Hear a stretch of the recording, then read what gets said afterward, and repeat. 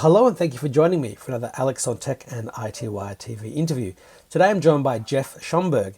He is the Vice President for ANZ at Yubico. Welcome to the program. Thank you very much, Alex. Good to be here.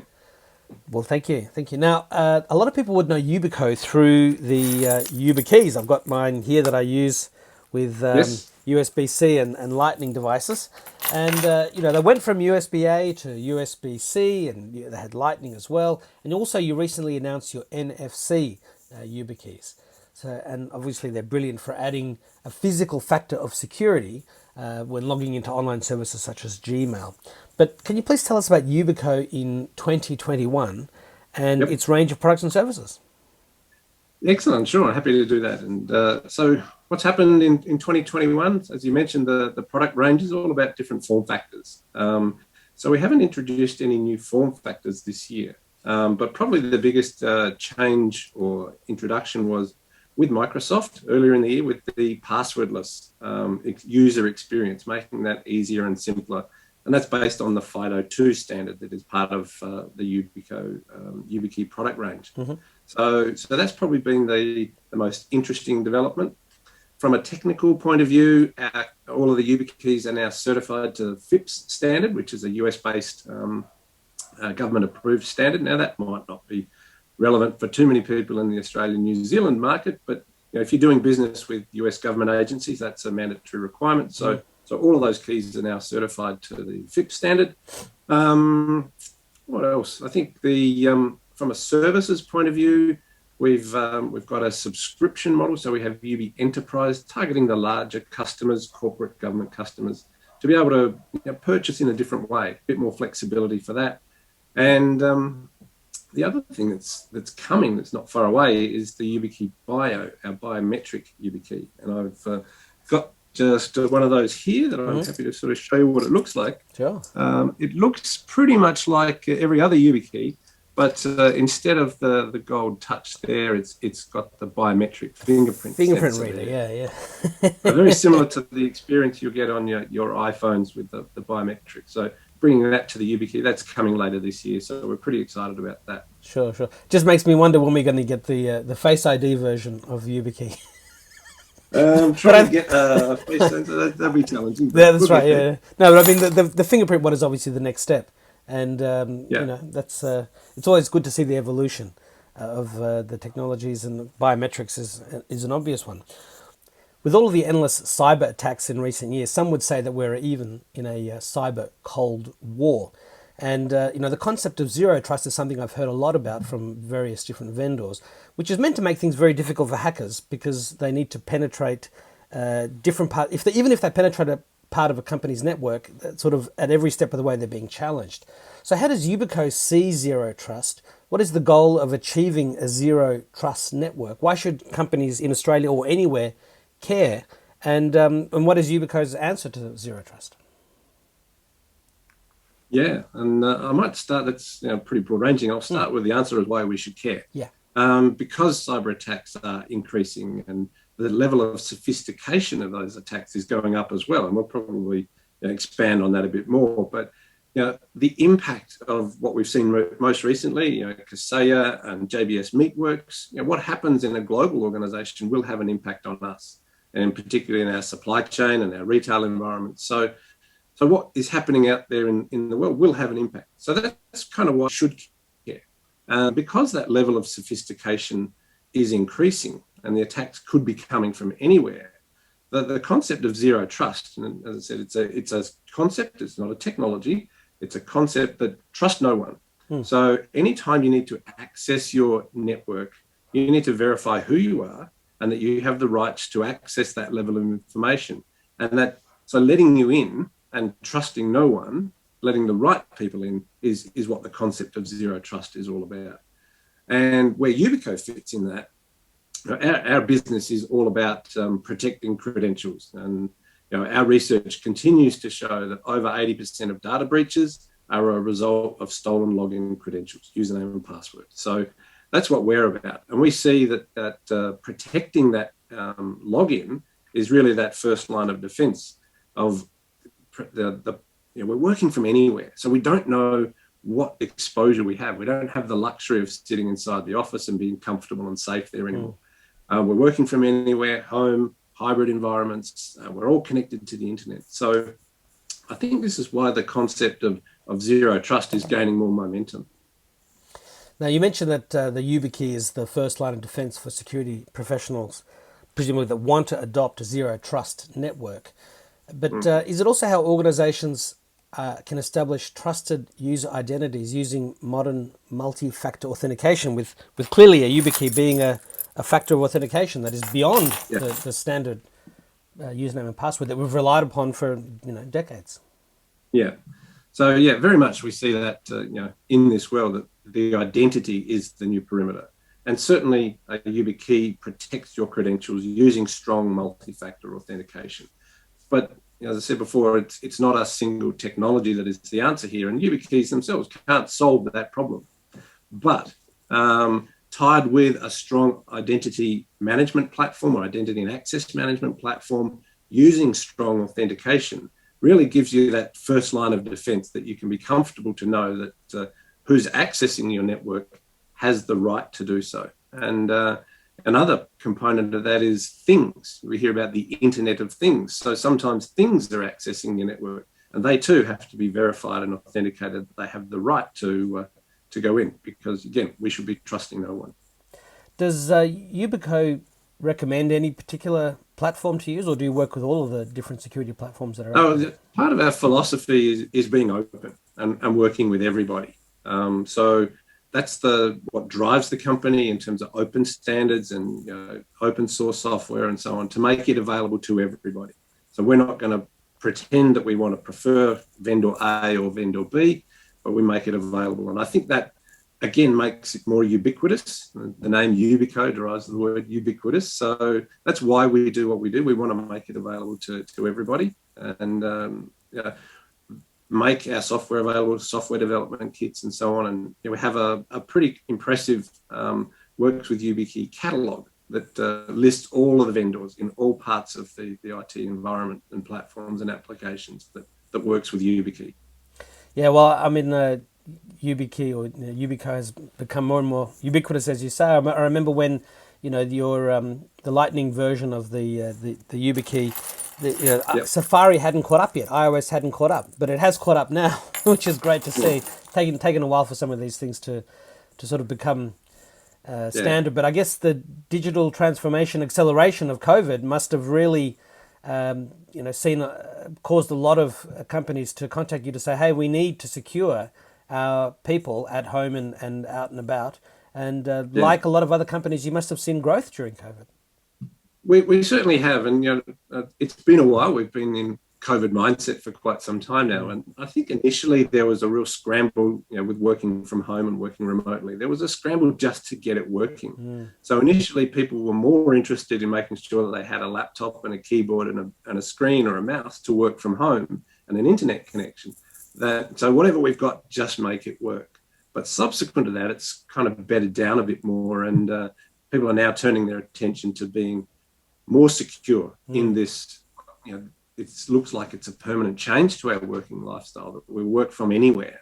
So if we're going to do that, how are we going to be secure? And back to trusting no one, making sure that people who access their data are the people that they say they are, and they're authorized to do so. So yeah, that's really seen an uptick from a Yubico perspective, and globally, not just here in Australia, but in the US and the European and Asian markets more generally. Our business is really on a strong growth trajectory right now. Now, I'm sure that enterprises that want to buy Yubikeys can just contact you, and you can aid them. But if an individual wants to buy it for their own usage of Gmail, do they just go into an Officeworks or a JB Hi-Fi, or where can they buy it? No, we sell through a network of authorized resellers. So we have our yubico.com. You can buy from there. But if you're interested in buying at slightly larger scales than ones and twos, we've got a network of authorized and certified resellers, and they hold stock locally, and they'll offer you a better price than you get on a yubico.com store. So pretty much available through many different parts of the country that you can buy your Yubikeys. And the key itself is obviously a purpose-built hardware key. I mean, have those iFixit people try to take it apart, and you must have the bad guys trying to hack into it. But clearly, there'd be some pretty serious encryption and security built in. Yes, and that's part of the value of the key. It's secure manufacturing, and the security on inside the Yubikeys is what makes us different. So yeah, our secure manufacturing is something we hold near and dear. Manufactured in Sweden and the US in highly secure environments. So people try to pick it apart, but we work to open standards. So the protocols that we're securing and the way we do it, that's no secret. So it's the ability to package that into a nice little key that's strong and robust, and can be run over or put through the washing machine and still work. That's what we love about the Yubikeys.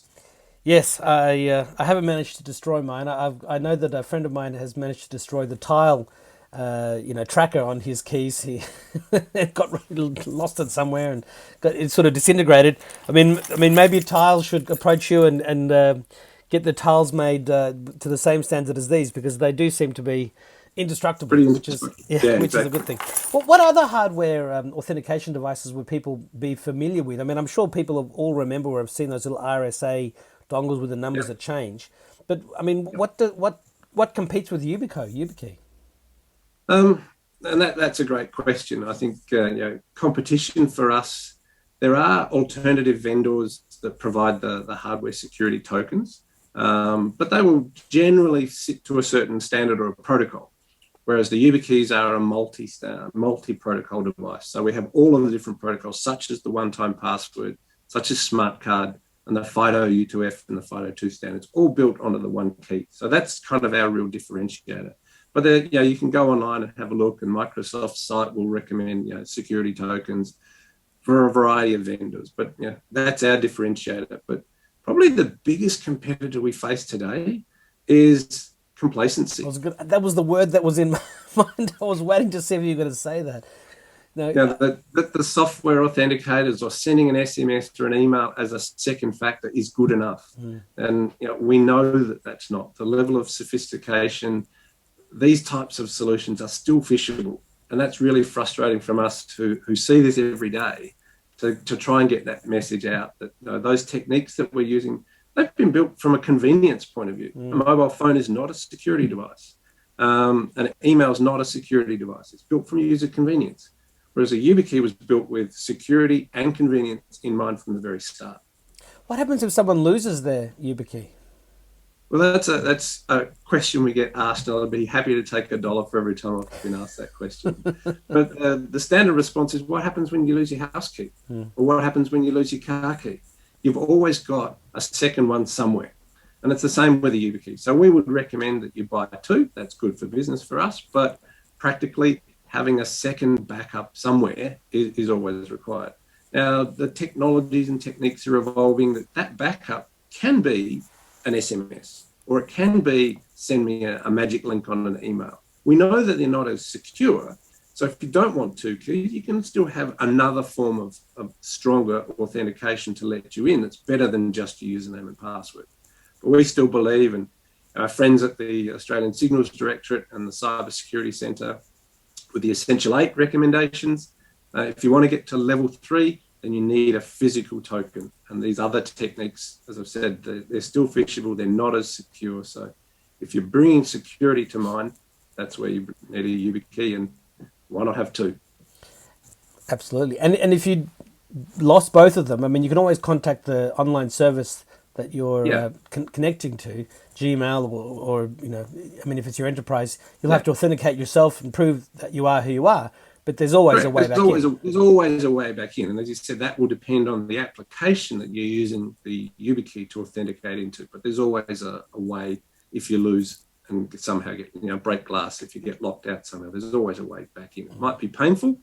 And I've heard experience of people lost their Yubikey and trying to get back into Facebook and contacting them. That can be a challenge. That's Facebook. But it can be Facebook. Facebook's difficult to deal with. My sister somehow got hacked. Someone sent her a message on Messenger saying, "Oh, I'm going to get this code. Can you let me know what this code is? I've sent it to you." and it was someone had tried to password reset her, and then it took about a week for her to get her credentials back. And I was even emailing Facebook, PR people who really they're not in a position to help. You got to go through Facebook sort of thing, and it was painful. So don't have a backup. Don't lose your Yubikey. Always have a backup, because it's far less painful and costly than the experience you just described. Yeah.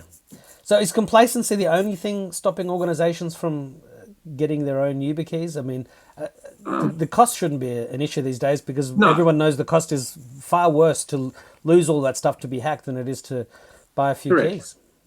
So complacency, thinking that the solutions that are there today are good enough is a challenge, but also complexity. There are bigger organisations, smaller organisations. There are a range of legacy systems that have got access. Some don't have multi-factor built into them. Some have got one-time passwords. So the complexity of your environment can seem overwhelming to implement a strong multi-factor authentication solution such as the Yubikey.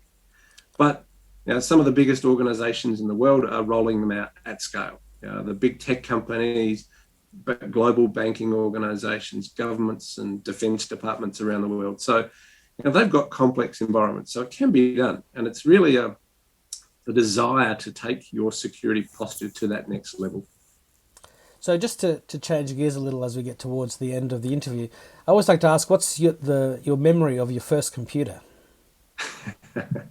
The memory that holds strongest of my first computer would be my first laptop. And that was literally a large briefcase device, and it had a detachable keyboard.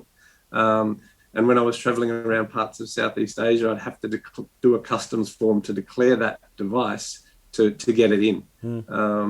Clunky now, a black and white screen, but to me, the memory is that detachable keyboard that came out, which was really, really cool. Would have been like a sort of like a sewing machine almost. I mean, I remember those ones from the early 80s. Yeah. And I had a 3.5-inch floppy drive on the side, and I was pretty happy carrying it. Was it an Osborne or a compact? Can you remember that? It was compact. Compact, it was a compact. And the screen would have been like a little screen like that. About that big. Yeah. But that's my enduring memory of getting started in computing. That was more a portable computer than a laptop. Yeah, it wasn't. Yeah. You burnt a hole in your trousers because of the heat that was generated. You would have had to have plugged it in. I mean, the battery life would have been terrible. No, that's right. So things certainly have changed. And what's a little bit about your own history in the world of tech? Yeah. So started off in engineering, and I was doing electrical and electronics engineering, and one experiment in the engineering lab realized that I wasn't good at high voltage, so I needed to stay at low voltage. And got into the communications and information technology business way back in the early days, and spent quite some time in mobile communications, in professional services, consulting, and trying to always be at that forefront of the leading edge tech. And cyber is the very interesting topic, very topical across all forms of the business and commercial world that we live in. So that's a kind of exciting place to be in right now.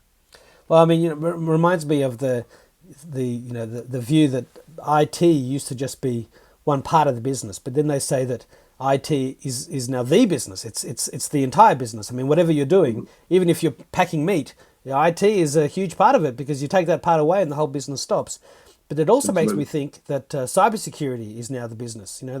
It's the entire business, because if you don't have the cybersecurity piece in place, and every part of the production chain. I mean, even if someone hacks into your those little printers that print out the little QR codes to stick on all the different bits of meat, I mean, you could cause absolute chaos. So it's incredible to see how various things that were just a feature or an option now become integral to the whole thing. Otherwise, close up. So and it's the same in the healthcare sector and other information. We thrive on information. We thrive on online information now, and that has to be protected. The privacy of that information, the details of it, and as you said, supply chain world, the consequences of having that information lost or stolen or breached are significant. And back to where we started, everyone should be interested and care about it because the impact is so pervasive. So how do you see Yubico evolving over the next couple of years, and how do you see the whole security industry evolving to, say, 2030? Wow. The first part's pretty easy. For Yubico, it's about continued growth, and we want to get a Yubikey in the hands of as many people as possible to protect them in their business life, but also their personal world as well. Your personal online, your social media, Instagram, Facebook, LinkedIn, Twitter, and so on. Making the internet safe is what Yubico is really all about, and so there's continuing growth for us. We're seeing great growth at the moment in the Asia Pacific region. So looking forward, we can see different form factors making the key more convenient and easy for people to use. That'll fuel our growth. And as long as we stay at the forefront of technology and standards, that's the place to be. Where will it be in 2030? Gee, that's a big ask to look sort of 9 years out. But the trend is pretty obvious. That, as you said, security is becoming pervasive in everything, from the boardroom down to the shop floor. People are more and more being aware of the security of the information that they're using. So I think that's probably the long-term trend. And whereas today it's still in many cases seen as part of the IT's problem, love to see in even 5 years' time that everybody from the board member to the guy on the shop floor to the managers in the retail shop front, or everybody is aware of the information that they are using and the importance of it and how to make it secure. So my second last question is always to ask if you could please share some of the best advice you've received in life to help you get where you are today. Sort of growing up in consulting and professional services, probably one of the best pieces of advice was to make your customer a hero. Put yourself in your customer's shoes, and what do you have to do, whether you're providing a product or a service? How can you make them successful? Because that will make you successful, it'll make your business and reputation grow, and longevity of relationships, because you're putting yourself in your customer's shoes and their success is paramount. That's kind of stayed with me since the very beginning in the first consulting job I had. Make your customer a hero. That's great advice. I mean, I think, I've got relatives in Hong Kong who, when they come to Australia, they complain about, especially in the banking sector, the customer service, just customer service in general compared to what they say is a great customer service in Hong Kong. So clearly that message, like security, still needs to be learned by a lot of people, and the world would be a better place if more people did. We hope so. So my final question is simply to ask you, what's your final message to iTWire viewers and readers, and to your current and future customers and partners? Yeah, I think we've covered it, but to sort of summarize it, take security seriously. That some of the techniques that you see out there that you think are okay are no longer good enough. That you need to have that strongest level of security with a device that's physically separate, it's easy to use, and that keeps you safe in your online presence, be it in your business life or your personal life. That's probably the summary of the message. So, as you started off by saying, that the sophistication of attacks impacts all of us. It's becoming more and more every day, so we have to be aware of it every day. Take it seriously. Put yourself at the strongest level of protection that you can do today. Well, Geoff Schomburgk, VP of Yubico in Australia and New Zealand, thank you very much for your time. Hope you stay secure. I hope everyone watching stays secure, and I hope to talk to you again in the future. Fantastic. Thanks, Alex. Thank you very much. Bye-bye.